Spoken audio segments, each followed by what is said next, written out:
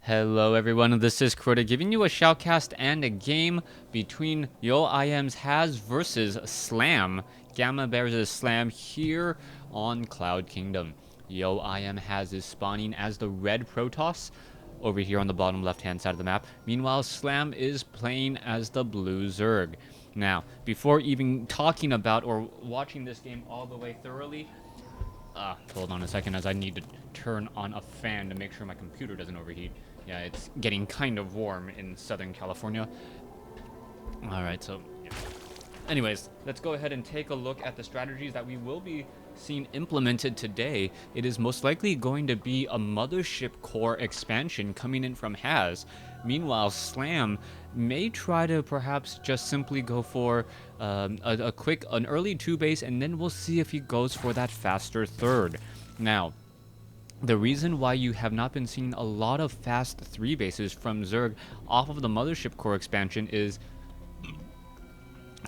you don't really know what the opening is going to be from Protoss. You see this pylon here, you can see a gateway, you see a cybernetics core, you see some gas, and you also see some energy being saved up on the Nexus.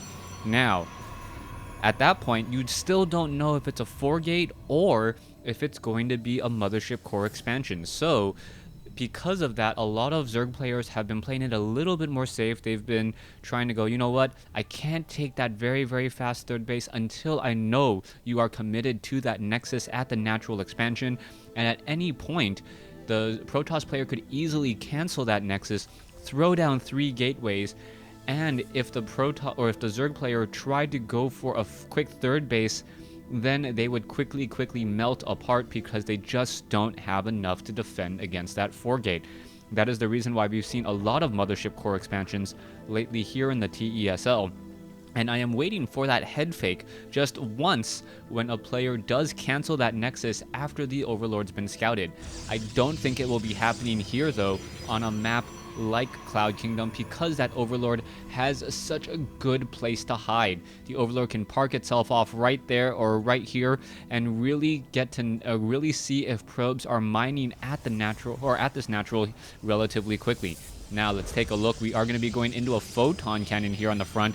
And what is this? This is actually a forged fast expansion of just being built rather close. Alright, this does make me scratch my head a little bit. A variation as Has looked like he was going to be going into mothership core, not building everything at the front door, only to build it at the front door later. With that, Slam most likely will be setting up a hatchery off over here. You can see that Slam does have the drone already positioned and ready to go. Currently, Probe is just trying to run away from these Zerglings, and the Probe, what he needs to do, or if a Probe has a sex, Freudian slip. If the Probe needs to scout out this hatchery here to make sure that it is going to be a quick 3 bases. Now, the Probe will be backing away, and we could perhaps see another head fake if this hatchery was actually canceled. This is something that I've often seen Zerg players do. Their third base gets scouted out, they cancel it, quickly place down a roach warren, and then walk into a base with 12 roaches swarming very, very quickly, and the Protoss player, thinking that it's safe to tech, doesn't have enough gateways and then suffers the consequences. So far, only 1 production building from Has, which is alright for him, as Slam is not going for a crazy number of Zerglings or Roaches at all. It looks like both of these players are sticking to the economic game, which means that we should see our real first major battle sometime around the 10-minute mark. Before that, though, it is up to the Protoss to set up for some early harassment, which we are now seeing from this Stargate. Stargate positioning, rather curious. I'm actually adding into a little bit of a front door wall here. And with this Stargate here, what is going to happen? Okay, this supply depot is really burrowed, but for some reason it looks like it is currently not lowered. Anyways, drones now being transferred over. Harvester count is 36 to 36. Slam most likely has a slight economic advantage, or will have a slight economic advantage as the worker count gets higher. Slam, because he has these extra 8 mineral patches, I've talked about this before, diminishing returns after 2 workers per patch, and most of the time Zerg players want to take an additional base as opposed to fully saturating a main. Taking a look at this, Zerglings have gotten their way inside and is now starting to pick apart a pylon here. Stalker, however, going to make its way over, and the Zerglings are just going to be forced to do a little bit of running around. It looks as though that Stalker could, in fact, take down a Zergling here, as it sounds like someone's inside my house. I hope it is my wife. Otherwise, if this is my last cast, you guys know why. Anyways, Zerglings making their way off, and it looks like, oh, it could have made a run out, but it did, in fact, not do that. A couple of Zerglings most likely were lost here, as we now see a whole bunch of gateways. Oh, this is a huge, huge turnaround. You can take a look. There is actually no tech inside the base, inside at all, where the Zergling was running rabbit and free. Instead, has changing things up and building the gateways inside his natural expansion. Now, we know that only one or two pylons powering the majority of these gateways, but Slam has no idea the world of hurt which will be coming in from Haz in just a moment. Haz growing his bank. A lot of zealots, a lot of stalkers most likely coming in. You can see that all of those gateways will be upgraded into warp gates in just a second here. There you go.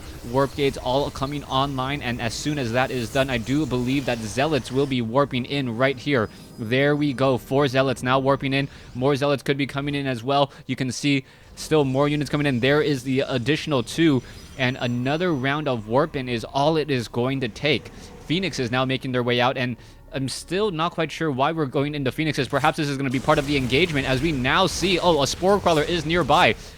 Let's see, the Zealots, are they going to perhaps try and run in here and get some easy shots, or perhaps even take down that Spore Crawler there? All right, let's see what's going to be happening next. The Zealots need to perhaps take down that Spore Crawler or take down the Queens. Not exactly sure what's going on. Haz not playing all that well, but does catch a Queen out of position. That Queen will quickly fall. Meanwhile, the Zealots are going to be engaging against this Queen off over here. What's going to be happening next? Roach trying to make its way out, unable to do so, as more and more Zealots are still reinforcing. Slam was not ready for this at all, even though Slam does have the supply advantage. Perhaps too many workers, 65 compared to 46. Army supply, 34 to 34, as the drones are now trying to run away. All right, Roaches engaging here. One Roach is Graviton Beam and picked up. He's been taken out of the equation, as the Zealot does get the kill there. All right, more engaging coming in. Another Roach will get taken down. That Roach armor, however, really helping out, as Overlords after Overlords is getting taken down as well. Let's take a look here. Roaches getting picked up one at a time, and because they are not swarming, these Zealots are able to do so much damage. Army supply 46 to 26 now. The worker supply really the evening factor here, but the drones are not going to stand up at all. Overlords now backing away. This has been a beautiful mind fake by Haz, denying scouting and then pushing in with a crazy number of gateway units. Zealot now going to get taken down, but still more units are coming in as well. Roaches versus Zealots. The Zealots, however, on their own, as there is a Spore Crawler right there, which is bleeding, but still not down. All right, where are these Zealots going to be traveling to next? Oh, can they get another free Roach? Yes, one Roach does get taken down. Are we going to see another Roach get taken down, perhaps to try to minimize all of that DPS there, as the Zealots unable to really do any damage here? Perhaps has lost a little bit of his edge here. No, more Zealots still reinforcing, and we are now transitioning into Void Rays. Void Rays, the beautiful follow-up here, knowing that there are so many Roaches to try to deal with these Zealots.